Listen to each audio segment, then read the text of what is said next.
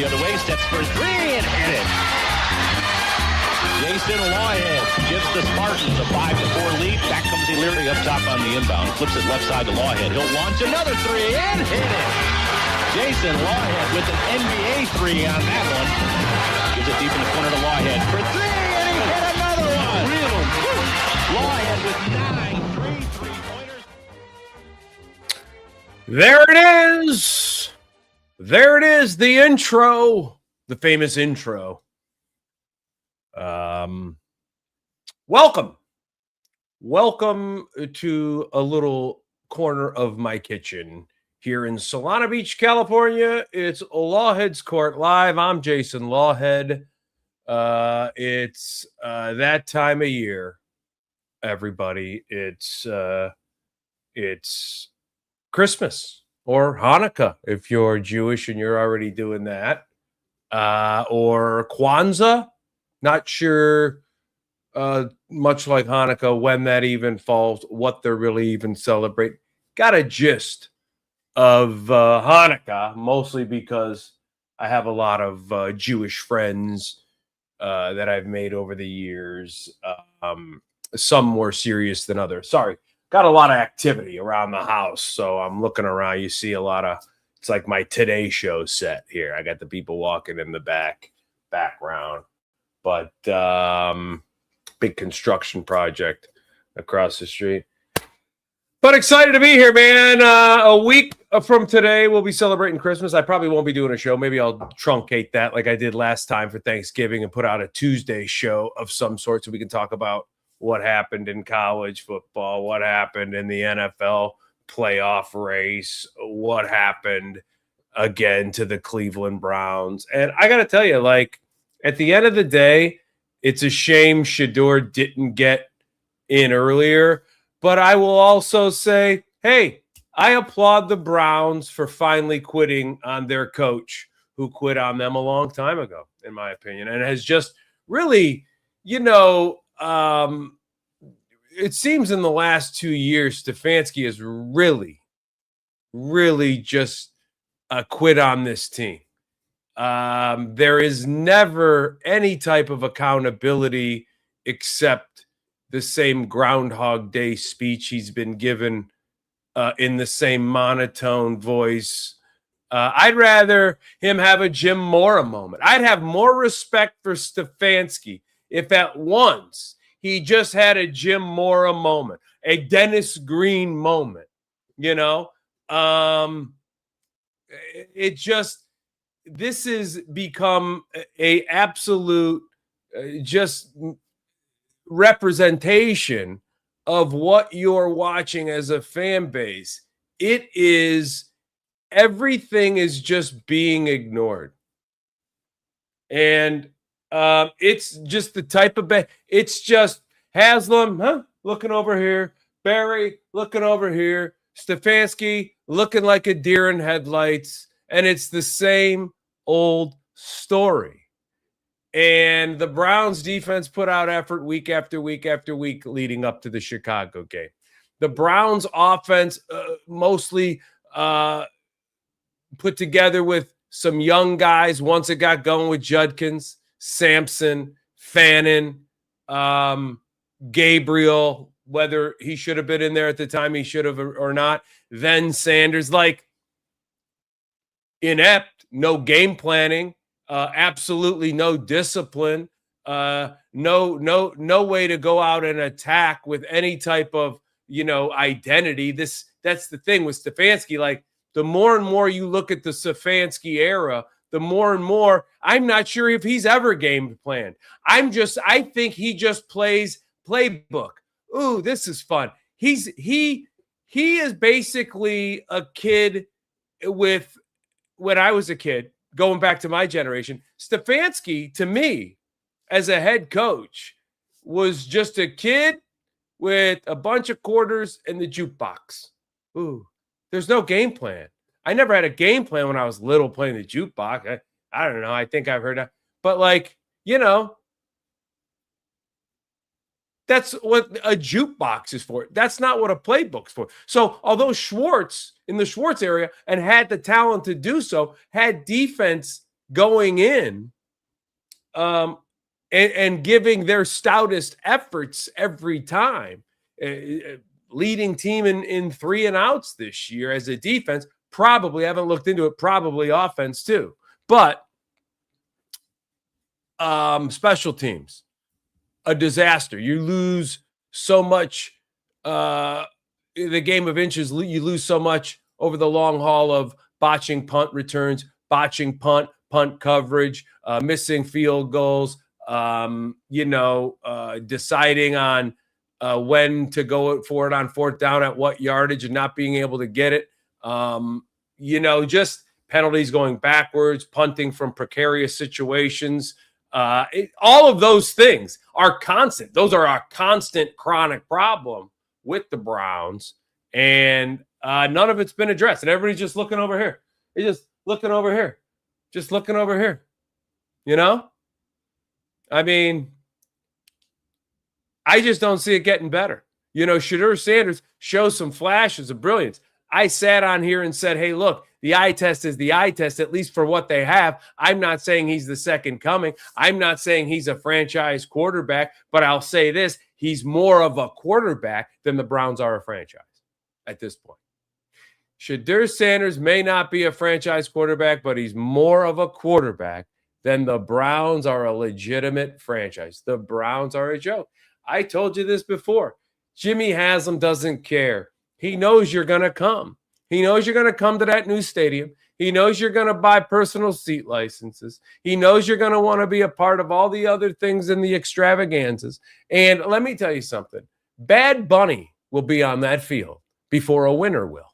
So all you people that are pissed off about Bad Bunny, he's going to be raking in more money on that field than an all-pro quarterback, than Deshaun Watson. How about that? Took me a while to think of that. But anyway, because I get talking about these guys, I get so mad. So I knew the Bears game was going to be ugly. I didn't think the team had quit yet. You didn't see that yet. But I think at the end of the day, after that Titans 2-point conversion debacle in the last 2 possessions, I think the Browns were like, dude, I mean, this guy gave us no chance to tie or win this game in the last 2 scores. So he could have just kicked an extra point. And I love the people that are like, when you're down 14 points and you get a touchdown and you have a chance to cut it to 7, you're currently down 8 points. You have a chance to cut it to 7. And then you go for 2, the dumbest analytic, the dumbest whatever it is in sports. Did I talk about this last week? Probably. But nobody's watching, so I'll talk about it again. Because somebody that does watch, they may pipe back in. Dumbest analytic in sports is not kicking the extra point down 8 to make it 7 with a chance to get the ball back. Somebody goes, well, what if you get to 2, then you're only down 6, and then you can win the game on the next day. So you're saying you're going to kick an extra point on the next possession to win. Well, do that now. And then if you feel like you just went down the field, then go for the win with 2. Or go to overtime and win it there. What is your brain thinking? And now you have to go for 2. You have to go for 2 just to get it to overtime now. Dumbest analytic in sport I've ever heard. Guys are doing it all the time. I mean, they're doing it. It's dumber. I'd go for it on 4th and 15 from my side of the field if I had to, before I would be put in that situation if I was trying to make a comeback with the clock move and I had a chance to get it to 14 and a chance to get the ball back and maybe score something inside of a minute and send this thing to overtime. You don't want to go to overtime? So unless you're going to go for it for 2 both times, because that's always your strategy at the end of any game, unless you're just going for 2, any time of the game. If you're down 14, I don't care if it's, why aren't you going for 2 in the first quarter then? In the second quarter, when you score a touchdown to cut it to 7. All the millions of times. Every football coach in the history of football has ever cut the lead potentially to 7 points at any other point in the game, kicks the extra point. But for some reason, if it's, you're only going to have 2 possessions left at the most at that point, or 3 possibly, depending on where you are on the clock. What? Stupid. Anyway, the Browns are terrible, and they quit. And they quit on an organization that quit on them a long time ago. Kudos to them. The defense put up a good fight. The offense, those young guys, they tried to do what they could. Junkins ran hard. Fannin, stayed in the game against Flacco, Gabriel, Sanders. Played a diverse role in the offense, as diverse as it can be when it's a non-threat. But those 3 guys, and it's sad, isn't it? You have that good of a draft, not only there, but Schlesinger on the defensive side of the ball. All that talent on defense, and you're this bad? You're this bad. It's not like you didn't make the playoffs with a contending type of defense and an amazing draft. A rookie running back that kind of breaks out and has a nice season. A rookie linebacker that breaks out and leads all rookies in tackles. I mean, you're that bad in a division that was bad? Pittsburgh's 8-6. 8-6, and they're going to win this division. They're going to win the division. The Pittsburgh Steelers are going to win the division with a 40-some-year-old quarterback.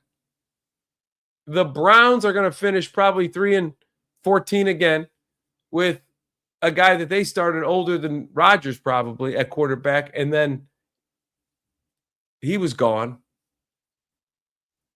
And then Gabriel and Sanders. I mean, just head scratching. And if I'm Shedeur Sanders, I'm not letting the Browns give me this many more bad box scores. If I'm Shedeur Sanders, I'll have a speech if I have to.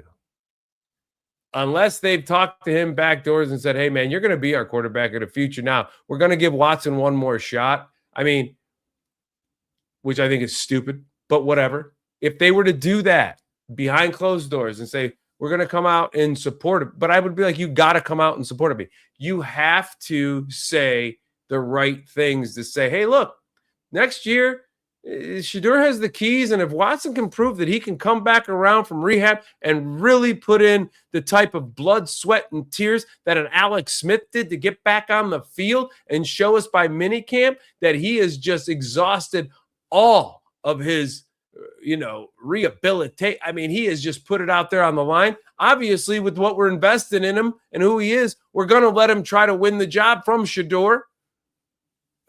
But right now, I mean, if they don't do that, and they throw me out to the wolves with no game plan against the Bills to get our head taken off while they're trying to come and steal a division, playing some of the hottest football against a team that's literally coming in with a quadriplegic gazelle is what the Browns are right now.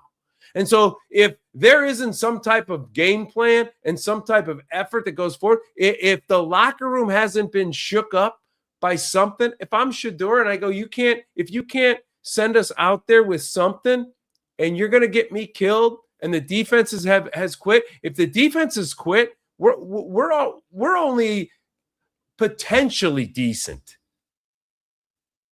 as an offense if the defense is dug in. I am not playing. Put Gabriel back in. He's your boy. Go back to Gabriel. I'm going to have handle it how you want. I'm going to have my press conference. I'm going to call you out as a terrible franchise.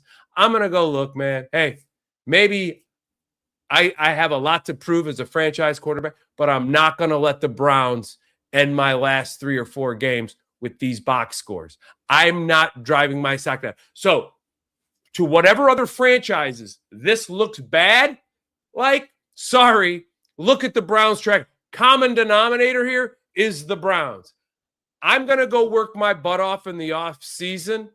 I want somebody that wants to put something in front of me as far as an offensive line. You saw what I could do with a couple of young guys at some skilled positions. You saw that there's a bigger ceiling than this and that there's still a lots to learn. But guess what?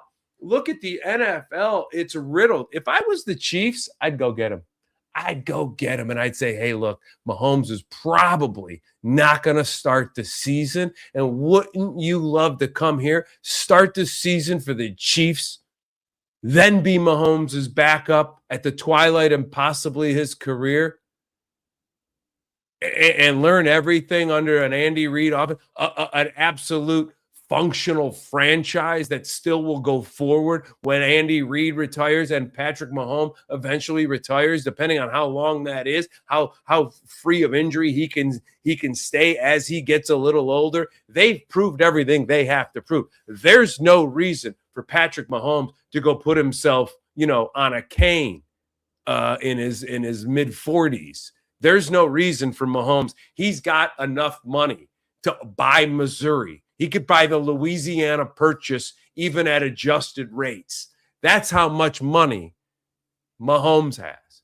So, man, if I was if I was the Chiefs right now, knowing we're going to get Mahomes back, probably even during the year next year, if not the start of it, but whatever, like they need a flashy backup. Man, what a story. And to know that you got to go, hey, man, Mahomes is the guy. When he's on his wheels, he's the guy. You're going to learn behind him. You're going to get some reps ahead of his injury. You're going to get some reps in some fourth quarter blowouts. Maybe if we get back to glory next year and the year after, we clinch some early playoffs, you'll get some starts. We're going to give you the starts you look good in, not the starts you look terrible in like the Browns are. Because I'm telling you what, I'm not some Shedeur Sanders. He's the next great thing. I'm not some big fan. But let me tell you something. Kid's handled it all right the whole time through. From the draft till now, he's handled it all right. Other guys are chirping. He's had a smile. He's been ready to play. They gave him the wrong wristband. Browns gave the guy the wrong wristband. I didn't even get to that. They gave him the wrong wristband against Chicago.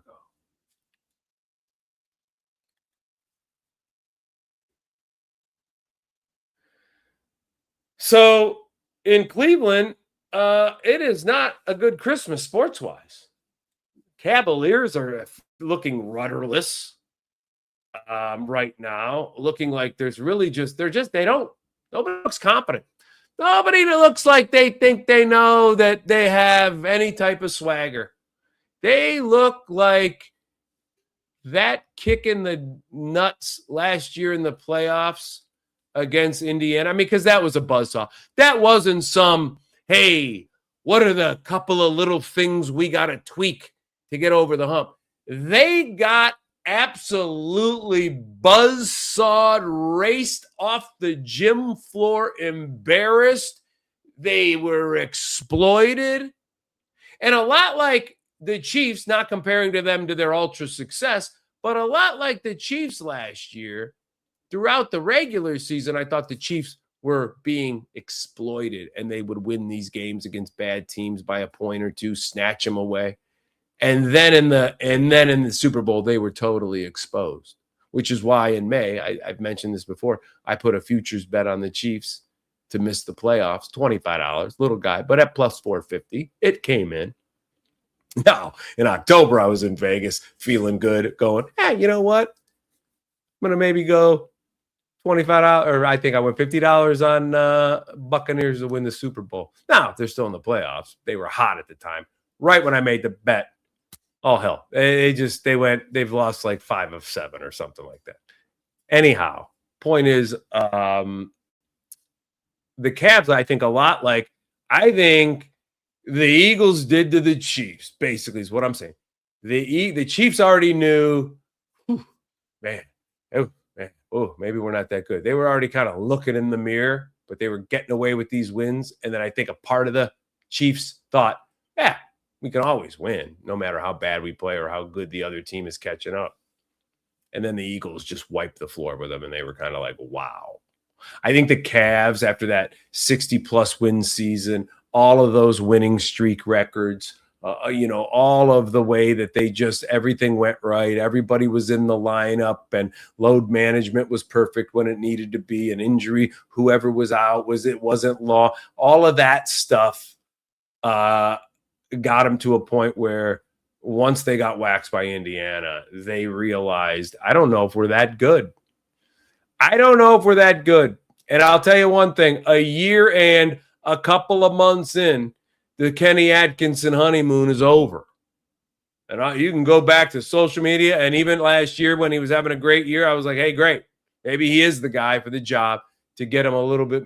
But right now, look, I was a J.D. Bickerstaff. I can't believe they fired him. Look what he's doing in Detroit. Took him to the playoffs last year, stood up stout to the Knicks. What they did to the Knicks, way more competitive series than what the Cavs did to the Pacers. Right now, they're one in the East. I was an advocate. Oh, Kenny's a player's coach. That's a player's coach isn't always the best thing. Phil Jackson was an individual's coach. He had a different relationship with each guy, very Zen philosophy type of approach. He treated guys differently. He treated them like true adults and ultra professionals. He didn't coddle them as a team. He didn't let one or two voices speak up and then run the whole kind of thing and go, okay, all right. He made them accountable. He made them practice on days that they didn't want to practice, perhaps. He made them take long meetings on the road trips and really try to, digest and take some classroom. So Jackson was that kind of a guy. Bickerstaff was an accountable guy. Bickerstaff isn't the player's coach in the sense that, you know what? Yeah, he may yank you out of the lineup and chew you on the side or whatever, or make you guys come in, or who cares? He may not let one or two voices stand out and rule kind of what team meetings are going to feel like and when players are going to go where and what the road trip's going to look like. Some of these guys, they've got the coaches will look the other way. Some of these guys will go to the traveling secretary and be like, dude, let's stay 2 nights in Portland on that road trip if we can get in the night before. Like, well, we were just going to play Portland, fly out, and go to, nah, man, because they know somebody. They call it work on the road. You got any work in Portland? That's the lingo for the NBA guys when they talk about. They tell young guys, yeah, I'll get you some work in Atlanta. I know all kinds of work out there. They're referring to, you know what they're referring to. But anyway, Cavs look rudderless. They look unconfident. They look rudderless. They look below average. They look average. And average in the NBA is that's a dime a dozen. So it just doesn't feel like, I've been saying it for years, Garland, even at healthy, he's just, that backcourt is not a championship backcourt. Mitchell, Garland, as great as Mitchell is, those two guys, that's just not a championship backcourt. You're not going to the finals with those two guys carrying the backcourt. Garland, yeah, he's made a couple All-Stars game. He's not really an All-Star, though. I've said this before. In the NBA, if you are in a starting lineup on a pretty decent team and you stay in that lineup, at some point, you can make an All-Star team. You, too, can make an All-Star team. An NBA All-Star, to me, is a guy that makes 15 All-Star. That's, Darius Garland has good games, and he's had a good season and some seasons with teams that have been successful. But NBA All-Stars are, they're a dime a dozen, but NBA All-Stars that are 15-time, 16, 17-time All-Stars are not. And he's not that. Mobley right now isn't that. Mobley's an All-Star or two, but Mobley right now, he's not. I think a lot of people thought Mobley was going to be this next kind of, and he has good games, like I say. The NBA, somebody's got to get these points and rebounds. It's 48 minutes of just chucking the ball all over the place and possession after possession. So somebody's got to stack these numbers up, and the more minutes you play, the more numbers you get. But these guys really aren't, they're not they don't have that next kind of gear, that next switch right now. They haven't shown it. And they're showing it less, in my opinion. And I feel like, unless Atkinson is some type of, miracle worker and they've all bought into this, let's just get through the first couple of months at a little above 500 and then, shift into this gear. And this says what we've learned. I mean, it just doesn't look like they're playing like that. So it's hard to reach for that hope when they're not playing like that. And so, and the East has some good teams. Boston seems to be kind of back to a Boston that, is flexing them contending muscles. New York, ex-Brown. Look at the top of the East. Bickerstaff and Brown, ex-Cavs coaches, and their teams look so much better than where we are in, month 13, 14 of Kenny Atkins in month 15. So anyway, tough sledding. How about that? Little tough sledding for the Cavs right now. Browns, as we talked about, season over. Buckeyes playing the waiting game right now in first round college football action. Will be coming at us. Alabama, Oklahoma. Maybe Alabama shouldn't be in it. I could even argue that and go support that argument, but they're in it. So I'm not arguing it anymore. This is it. Alabama, Oklahoma. Oklahoma really took it to Alabama, especially if you look at those second half stat numbers in that game they played. So they've played once. Alabama took it to them. Still Alabama, Oklahoma. I mean, you're talking about the Mount Rushmore of college football programs. Say what you want. But over the long haul, if you had to take the long haul of the four programs that are on Mount Rushmore for college football, it's Alabama, Notre Dame, Oklahoma. And if you're a Michigan fan, you say Michigan. And if you're an Ohio State fan, you say Ohio State. Everybody else, there's a lot of other great football programs that would be like, hey, and you'd go, no. And even Michigan, with what they've done in this century for the most part, terrible start of the century. Harbaugh slowly built it back. The national championship now comes over a shadow of 7 felony convictions of different staff members. Now the Sharon Moore, the cheating scandal. So really, at the end of the day, and not just being biased, you'd have to put Ohio State there. There's just really nobody else. You could say. Texas, no, because Oklahoma cancels them out. Oklahoma is the better football program. Nebraska has had the 21st century worse than Michigan. Nebraska, no. Miami of Florida, sorry. Started way too late, had too many other hiccups, haven't delivered in a quarter century.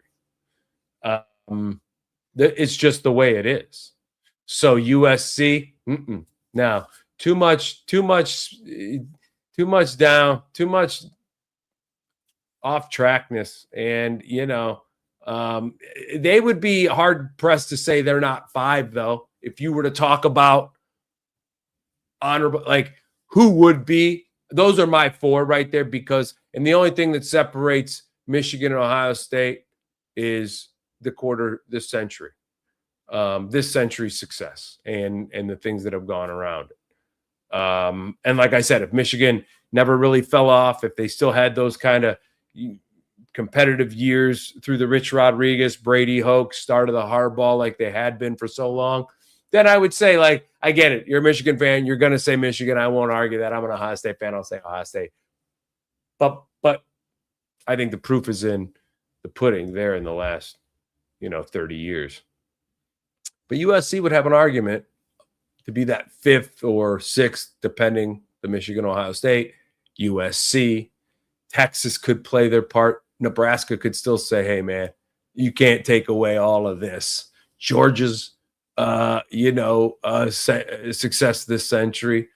Florida Florida State, Miami of Florida, like those programs just they popped up in the 70s, 80s, and they just haven't had enough ultra success to carry them through to even, I think, a second tier. I think the second tier you'd probably have to take. Penn State's tough to leave off with the Paterno, because Paterno was there for so long with so much success, and they've had some success since. They haven't gone down. Well, you know what I mean. They've had success, so that one would be tough. I'd have to look more into. But when you just, because I already know the history, I can already be like, Oklahoma has like 8 or 9 national titles. Notre Dame, Alabama, and either Ohio State or Michigan. When you look at like the history of college football, how long they've been just there as a blue blood and never really fell off. I mean, Oklahoma, yeah, they went years. Every great program goes long amount of time without national titles, but they've always just been Oklahoma. Texas has had some dips. Oklahoma, man, they've always been Oklahoma. And so Oklahoma, Alabama, that should be a really good game, even though and Indiana's got to play the winner of that. That's no pusher. I mean, Indiana they get a test put to them in week 1 right there. I really think that out of the 4 seeds, they may have gotten kind of the toughest draw. They've got, out of all, Georgia's got the winner of a coachless Ole Miss and Tulane. Oregon's got James Madison and somebody. I can't remember who's playing James Madison. SMU. I don't even know who's playing these teams. SMU's not in it.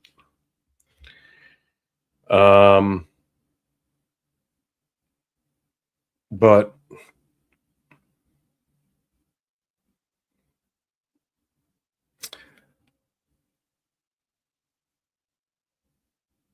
yeah, so you've got here we go. We're gonna get it to you here real quick. We're gonna get you the college football playoff bracket. I can't remember it. A lot of construction going on next door, which is kind of throwing me off a little bit. But in the meantime, while I look this up, I'll tell you a little fun thing my wife and I did. My wife, beautiful wife, she is a pianist, and she loves to play piano, and she just does it for the hobby of it. But she's fantastic, and she's so dedicated. Ever since I've known her, she's played the piano. She started taking lessons a little bit before I met her, and she already owned a piano. And so she religiously took lessons. When we first met, she lived in a little spot, and she went over to a piano teacher's house once a month and did an hour, and they did lessons. And then COVID hit, and she did that on the screen. And then after COVID, she decided when we basically everything opened up again, she decided to change teachers. She wanted somebody that was willing to come to the house. And so she found a guy, and he's been great. He's been with us for years. Phenomenal musician, incredible piano player and teacher. And we've gone to see his band. He's in a couple of different bands, but we've gone to see some of his bands. But anyway, she'd play, and I just kind of let her play and do her thing. And like, she'd go upstairs, spare room, little music room. And, but I've always liked to sing, just goofing around. I've always just been like a goofing around singer. So singing Sinatra sometimes, I'll sing Johnny Cash, I'll sing some Dead, I'll sing whatever. In Excess, U2, Bruce Springsteen, I'll sing Neil Diamond. So I'll have fun just singing out loud. And I'm not a bad singer. It turns out I'm not a bad singer. I just don't really know what I'm doing and never really sang along with music or instruments like that. So we were in New York City, my wife and I, in August, and did a show with like Joe List and Todd Barry and a couple other guys. Awesome show. Gary Veter. And after the show, some friends came out. A girl from my hometown who is a musician. She books actually the talent. Her name's Melissa Driscoll from Driscoll Music, if you're Lorrainite. She books the talent at the Stonewall Inn, which is a famous gay bar. It had a huge national story. Police raided it in the 60s. Anyway, she's like the talent booker, and they have this upstairs like cabaret lounge. And so the night we went, she came to the show, and then we went over to her spot late night for some drinks and some fun because they were having an open mic night for musicians. So they have like a real piano player that knows any song. If you just want to go up there and sing a song, this guy's incredible. It's not karaoke. You have to know the words, and you have to be able to sing along with music. So even if he's like, hey, you got to get your phone out to make sure the words are, and he tries through his talent and your lack of it thereof, of if you're not a real singer, a lot of these people up there, they're real singers. I mean, they're belting it out. They're in New York living that life, and they go hang out in their little, basically like comics, go to open mics and hang. Obviously, right? A lot of these people are in some Broadway shows. They come late afterward. They're singers, whatever. I mean, and so they encouraged me to go sing because I'm telling them a joke, like I sing like this. And she's like, you got to go sing. I'm like, these are pros. The woman that was up there when she was saying it, like, had a concert like next week. I mean, she was just belting out the like Mariah Carey songs. I'm like, what? You got to put me up. Like, no. So I said, all right, I'll go up and sing a Sinatra song. So I asked the guy, I go, do you know My Way on the piano? And he goes, yeah. I go, so that one, I know it by heart to the point where I'll have it on my phone just in case. And he's like, yeah. But he's got to play to your speed. I'm just like, no, the end is near. I'm singing it like I'm in the shower instead of learning how to sing along with how it's played. But he would move with me a little bit, and I sang, and I had a couple of drinks in me, and I had a good time, and the people were very nice. They applauded all the professional. They were great. They were fine. I apologized, everything, right? But the guy gets off at his next break, and he comes by to meet me, and he's been working the piano there, and he's also a musician. And he comes and he goes, hey, man, you actually got a pretty good singing voice. I go, really? He goes, yeah, you're a natural tenor. And I'm like, okay. And he goes, well, you just don't know like how to do it. You just don't know how to sing along with music, or you don't know how to use your voice as a singer. But if you ever did, you could get into. I go, well, my wife plays piano. Maybe we'll start just singing songs. He goes, that would be great. Great idea. So my wife and I, we decided, okay, we're going to, you know what, we talked about it. And then we're busy. A lot of times we're doing different stuff. But I said, hey, listen, let's for Christmas put together a little small version of Christmas songs. We don't have to learn the whole song, but let's learn a variety of little bits of songs. So you learn a little bit of the piano. We'll sit and we'll work on it together. I'll learn how. So I watched some YouTube about like vocal training and how singers get the most out of what kind of voices they have. So I watched some tutorials just to figure out how to be with music and sing with music and all of that stuff. So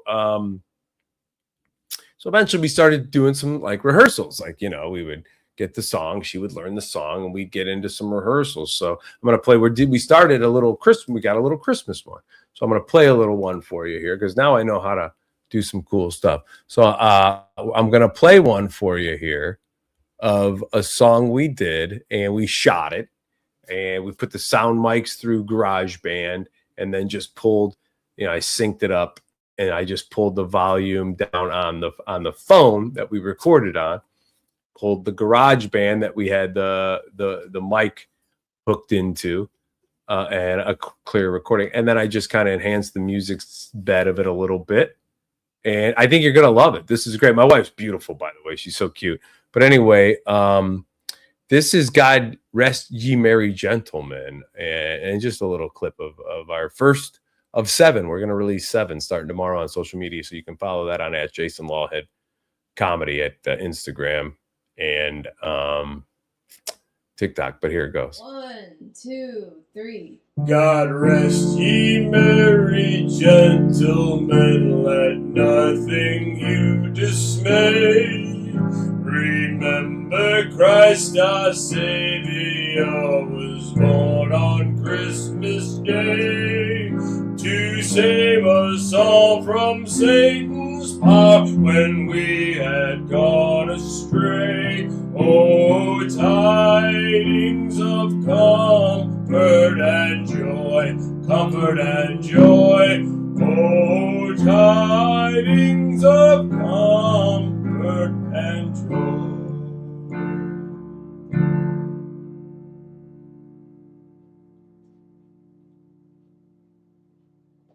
Pretty good. Yeah, I like that one. You see that? How cool was that? God rest ye merry gentlemen, let nothing you astray. So we did that one, just little clips.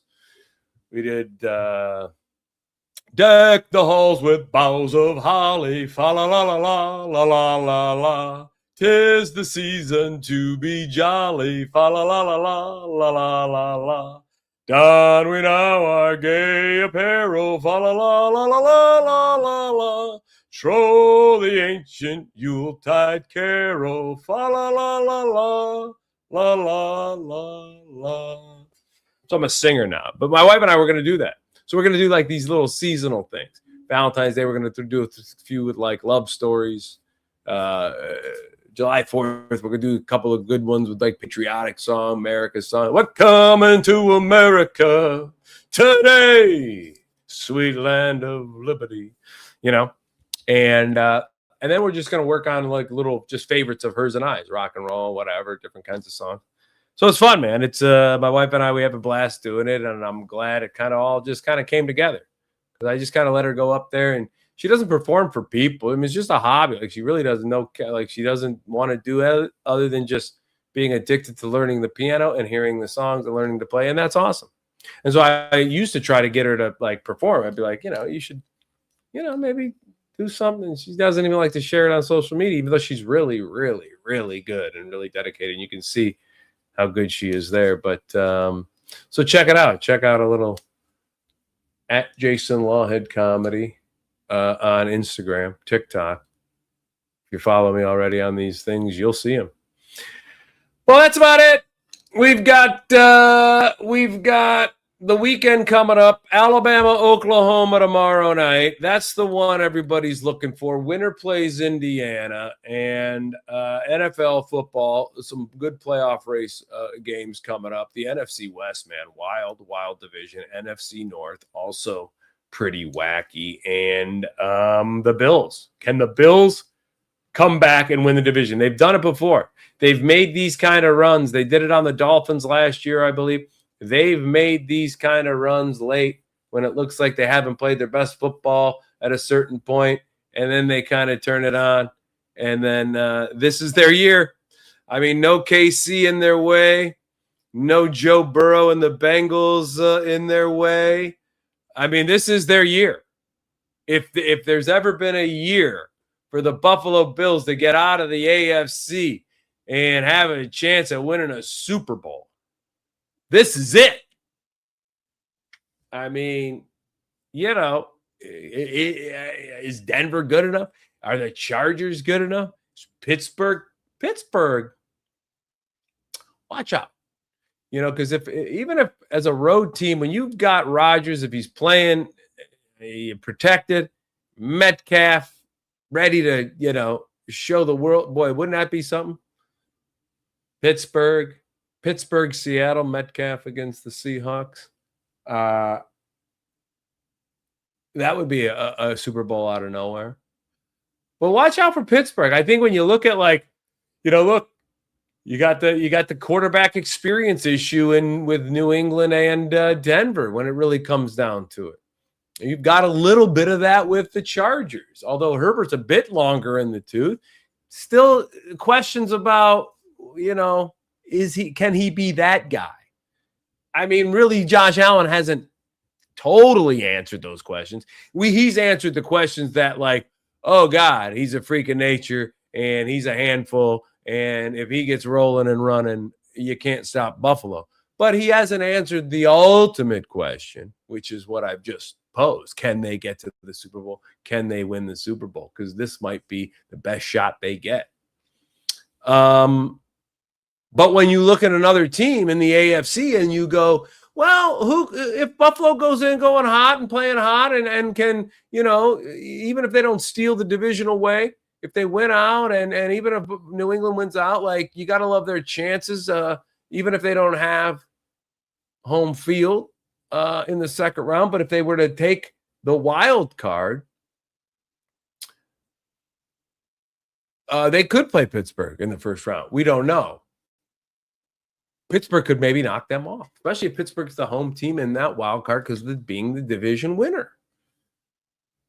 And if there's an AFC team that has enough juice, coach 15, 16 years, whatever it is, quarterback 20 years, wide receiver, one of the best athletic ones in the game today, defensive player, TJ Watt, that can just change. He can dominate the game. And change the whole complexion of it with a couple of big hits and a pick six or a fumble recovery six. So Pittsburgh, if you're an AFC team, Pittsburgh might not be the team you want to play. Pittsburgh might not be the team you want to play.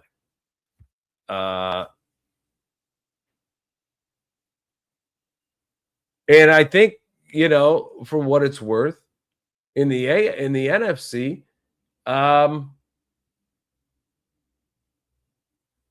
San Francisco might not be the team you want to play.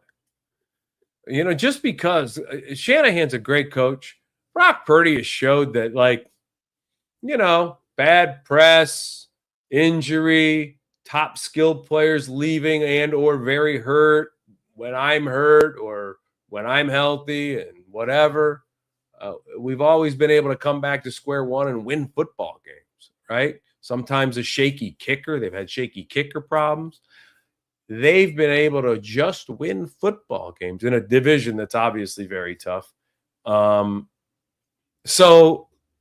I think San Francisco, Pittsburgh might be the two teams in each conference nobody really wants to play for a lot of the reasons that you can just say, which is, hey, say what you want about Brock Purdy. Say how, he's bounced back from the injuries like it's been nothing. You can say that about Rodgers as far as finally adapting into Pittsburgh and that whole style and just the way Pittsburgh, kind of delivers their product no matter who the quarterback is. Obviously, in the prime Roethlisberger years, they put up a lot of big offensive numbers. He had a ton of weapons to throw to and some good running backs, and they were rolling for a while. But in the kind of like Pittsburgh they've been since Ben's prime, they've kind of been just the win any way we can, win with some defense, win with just having to be a battle of field position and it's ugly, or just win a whole bunch of different ways, and just to win.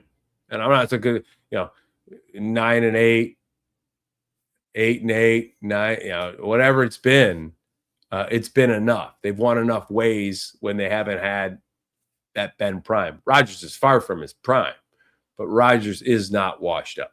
And you're seeing that right now. So Pittsburgh has kind of a reverse role. They've got Rodgers not washed up. San Francisco has Purdy able to just bounce back and have everything just slide off of his shoulder no matter what. So those put both with proven coaches who have done a lot for these franchises and have brought them through rebuilding years, or years where some guys have been hurt, or years where their quarterback's been out and they've had to just kind of white knuckle it through to the next season and then be right back to where the fan base expects them to be. So both of those coaches have experience doing that. Obviously Tomlin a little longer, but Shanahan now is, one of the great San Francisco coaches of all time. I mean, there's just no doubt. I mean, it's Bill Walsh, Seifert, and Shanahan at the top of that list of great coaches.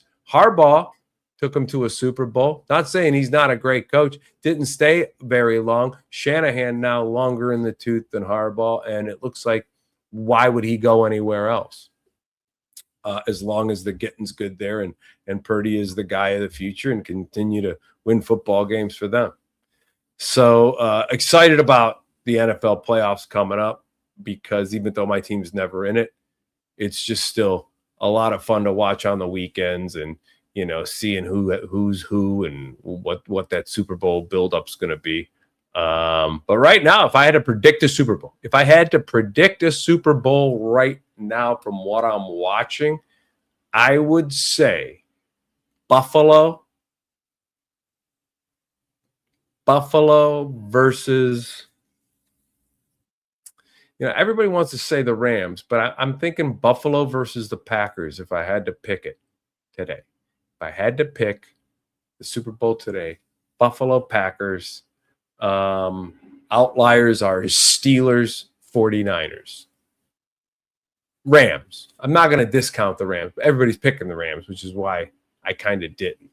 But Rams, with a splash of Rams in there, but definitely AFC. Bills 1 right now. Steelers 2. I would take the Steelers right now as the second pick because of Rodgers, Metcalf, Watt, the experience, everything that they've seen, the youthfulness out of Drake May, the youthfulness out of Bo Nix, the youthfulness and just hasn't really proven it yet out of Justin Herbert. And so with Kansas City out and no Joe Burrow out there or some other just phenom quarterback that could put a team on his back, Houston, that defense might carry him. And Stroud's a lot like, can he just not make mistakes? If he can not make mistakes and the defense does what they do and they run the ball, he can Jalen Hurts his way to a Super Bowl, maybe. Who knows? But so Houston's a wild card. Anyway, we're at an hour almost. I got a bread proofing. I'm going to make some deviled eggs for the weekend here. Thanks for tuning in. Probably do it next Tuesday. With Christmas coming, really excited about just a nice couple of days of chill. I'm going to make a nice, big, beautiful homemade lasagna. Maybe I'll tape that now that I can bring videos in like I showed you earlier. A nice, big, beautiful lasagna, homemade, all from scratch, bechamel, the whole 9 yards. I'm going to make that for maybe what I'll do is Tuesday. I was kind of planning on making it Tuesday to get it ahead of Christmas. Maybe Tuesday I'll just go live and try to set it up where the show is around the making of the lasagna. Or I'll just probably videotape it that day and then bring it in. I probably won't even videotape it, to be honest with you. Well, thanks for, nobody commenting or getting in there on the discussion. So that was fun. Still did an hour of rambling and got my frustrations out about the Browns and Cavs, my commentary out about the college football playoff and the NFL playoffs. So check out the Jason Lawhead and Chantel Washington, my wife, Christmas album that I'm going to be putting out here. I'm going to be putting them out in little shorts on my YouTube page too. So tomorrow we're doing 7 days of Christmas, 7 little songs. She plays the piano, I sing. I'm actually going to end you out on that today. So Merry Christmas, and I'll see you probably right before. Maybe I'll do one on Christmas Day. We'll see. See how next week rolls out. Bye, everybody. 1, 2, 3. God rest ye merry gentlemen, let nothing you dismay. Remember Christ our Savior was born on Christmas Day to save us all from Satan's power when we had gone astray. Oh, tidings of comfort and joy, comfort and joy. Oh, tidings of comfort and joy.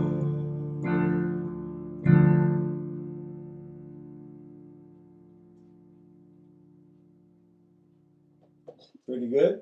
Yeah, I like that one.